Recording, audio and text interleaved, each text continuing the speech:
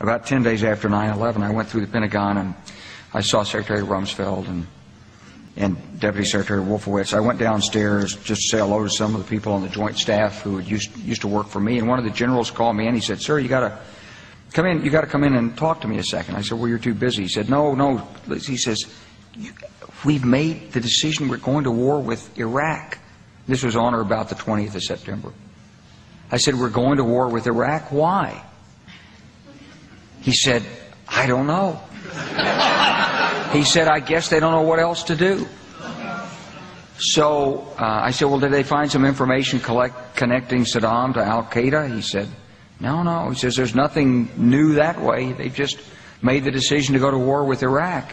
He said, "I guess it's like we don't know what to do about terrorists, but we've got a good military and we can take down governments." And he said, "I guess if the only tool you have is a hammer, every problem has to look like a nail."